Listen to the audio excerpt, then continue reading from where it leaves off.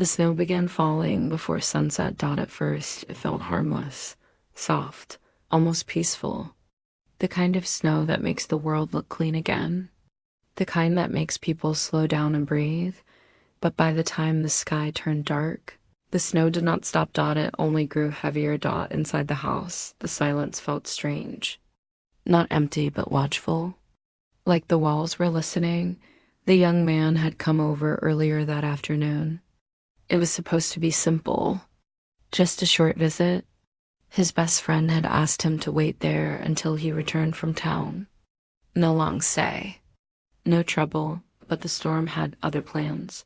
The road outside disappeared under white layers. The trees bent low. The wind pushed against the windows like it wanted to come inside. Now it was just the young man and his best friend's mother in the house. They sat in the living room, not too close, not too far apart. A small table stood between them with 2 cups of tea that had already gone cold. She tried to smile. He tried to act calm. Both were pretending. She had lived in that house for many years, but storms like this still scared her. She did not say it out loud, but her hands told the truth. They shook slightly as she held her cup. The young man noticed. He wanted to say something kind, something strong, but his throat felt tight. He was not used to moments like this. He was used to noise, friends, laughter, distractions. Silence made his thoughts louder. The wind howled again, stronger this time. The lights flickered once, twice, then went out. The room fell into darkness. She gasped without meaning to. He stood up too fast, knocking his chair back. "It's okay," he said quickly, though his heart was racing. "It's just the power." But when he checked his phone, the screen showed no signal. No bars, no connection. The house felt colder already. They found a small lantern in the kitchen and placed it on the table. Its soft yellow light barely reached the corners of the room. Shadows stretched and moved as the flame shook. The heater was silent. The clock on the wall had stopped. Itself seemed unsure what to do next. She wrapped a blanket around her shoulders and sat back down. Her face looked tired now, older than before, like the storm had taken something from her already. "This snow," she said quietly, "it doesn't feel right." He nodded. He felt it too. They listened to the storm together. The wind rose and fell. Snow hit the roof in heavy waves. Every sound felt closer than it should. Minutes passed. Maybe hours. The cold settled into the room, slow but steady. It crawled across the floor and up their legs. It slipped into their breath. He offered her his jacket. She hesitated, then accepted it with a soft thank you. Their eyes met for a moment. Something unspoken passed. Between them, she looked away first. The house made a sudden cracking sound. Both of them froze. It came from outside, deep and sharp, like something breaking under pressure. She reached for the edge of the table. "That was the tree," she whispered. "Or the roof." He stood up again, heart pounding. He wanted to look outside, but the windows were covered in snow and darkness. The storm felt alive now, angry, loud. They moved closer to the fireplace, though it had not been used in years. No firewood. No warmth, just cold stone and old memories. She sat down slowly, like the weight of the night had pressed on her bones. "I don't like storms," she said after a long pause. He looked at her, surprised by the honesty. "I didn't either," he replied. "When I was younger." She studied his face in the lantern light. There was something gentle in his eyes, something unsure. "Why not?" she asked. He shrugged. "They remind you how small you are?" She gave a weak smile. "Yes, that's exactly it." Another loud sound echoed through the night, this time closer. The house shook slightly. She flinched without thinking. He reached out and placed his hand over hers. She did not pull away. Her skin was cold. The moment felt fragile, like glass. Neither of them spoke. Neither of them moved. Then she slowly turned her hand and held his Dot. Her grip was tight. Not strong, but desperate. I'm sorry, she said suddenly. I don't usually act like this. It's okay, he said. You don't have to apologize. Her eyes filled with tears, though none fell yet. I tell myself I'm strong, she said. I tell myself I've been through worse. But nights like this, they bring things back. He did not ask what she meant. He simply listened. She took a deep breath. There was a winter long ago, she continued. Another storm. Not as loud, but just as cold. Her voice trembled now. I was alone then too. The lantern flickered. The wind screamed outside. He felt his chest tighten. He realized this was not just fear of snow or cold. This was something deeper. Something buried. I waited for help, she said softly. And it didn't come when I needed it. Her hand tightened around his Dot. He could feel her pain in the silence between her words. I promised myself I would never feel that helpless again, she whispered. But tonight, it feels the same. The cold was sharper now.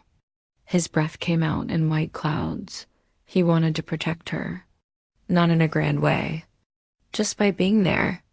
Just by not leaving. He shifted closer, careful not to make her uncomfortable. You're not alone, he said quietly. I'm here. She looked at him then. Really looked. Her eyes were wet, but there was gratitude in them. And fear. And something else he could not name. The house groaned again. This time, something fell. The sound was heavy. Final Dot, they both jumped to their feet. That came from the back. He said Dot. She shook her head slowly. That's where the old wall is. Another crack followed. The lantern shook so hard its light nearly went out. She grabbed his arm. If that wall gives in, she said, unable to finish. The truth hung between them. The storm was not just trapping them, Dot, it was testing them. The temperature dropped even more. Her lips began to turn pale.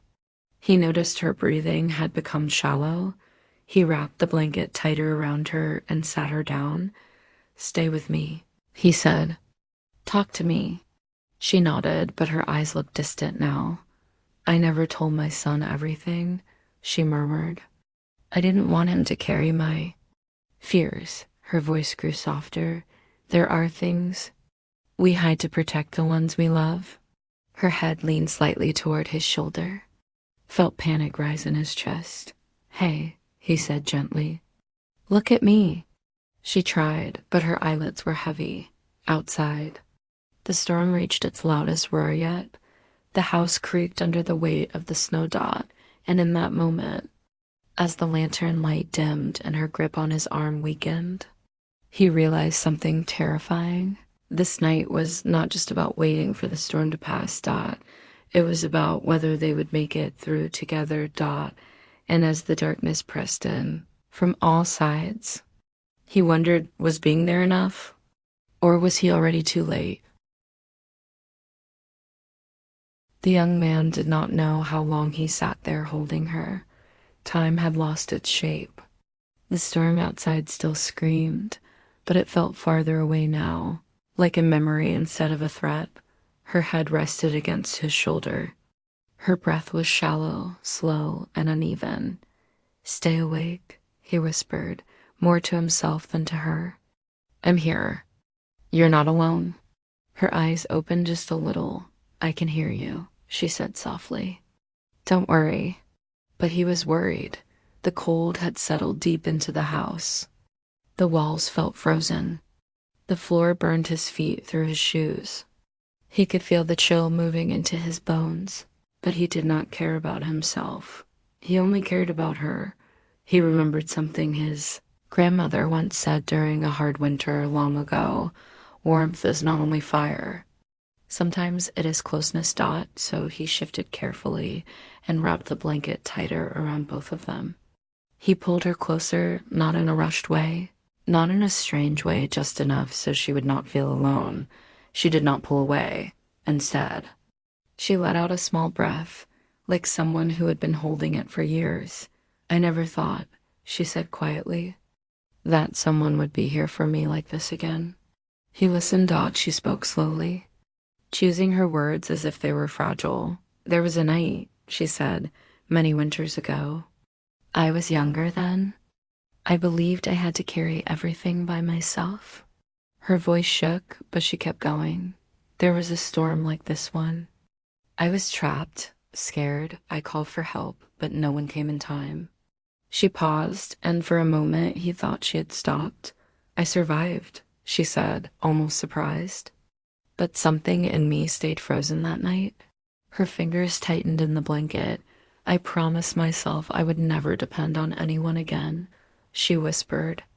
I became strong, or at least I thought I did.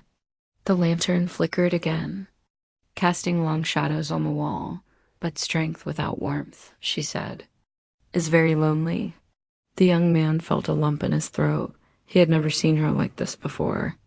Not just as his best friend's mother, not just as someone older and steady, but as a human being who had been hurt and had never fully healed. You did your best, he said gently. You survived. She nodded. Yes, but surviving is not the same as living.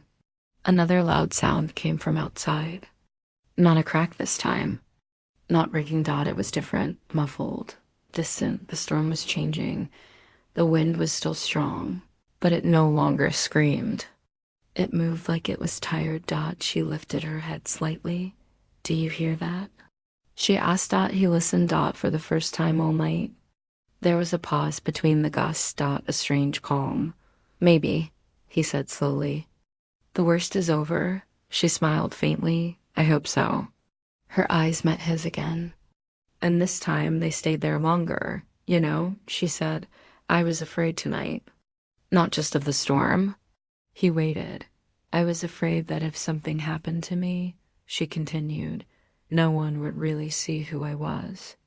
Just the role I played. A mother, a strong woman. Someone who always manages. Her voice cracked. But tonight, you saw me. He nodded. Yes. And you stayed, she said. The weight of her words filled the room. The lantern's light grew steadier, as if it sensed the change. 2 minutes passed quietly. Then more. Slowly. The cold loosened its grip. Then they heard it. A sound that did not belong to the storm. A distant engine. She sat up straight, eyes wide. Is that? He stood and moved toward the window, brushing away frost from the glass. I think it is, he said, hope rising in his chest. Someone's out there. The engine grew louder. Voices followed. Faint, but real. She covered her mouth with her hand. Tears finally fell, not from fear, but from relief. They came.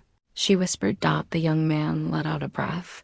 He did not know he had been holding all night. Soon. There were lights outside, flashing softly through the snow. People calling out. Help had arrived. When the door finally opened and cold air rushed in, the storm no longer felt like an enemy. It felt like something that had passed. Later, after everything had settled, after warm blankets and kind words and safe silence, she sat quietly by the window. The snow still covered the world, but the sky was lighter now. Morning was coming. The young man stood nearby, unsure if he should leave or stay. She turned to him. Thank you, she said simply. For what? He asked. For not trying to fix me, she replied. For just being here. He nodded, understanding. Before he left, she added one more thing. Some storms, she said, are not meant to break us. They are meant to show us what we have been carrying alone. He thought about that as he stepped outside. The snow was cold. The air was sharp, but the world felt softer than it had the night before. And inside the house, she sat with a quiet peace she had not felt in years, not because the storm had ended, but because she no longer felt alone. Life. Lesson for narration outrow. Some nights test our strength. Others test our heart's. And sometimes The greatest warmth we can give or receive is simply staying when someone is afraid.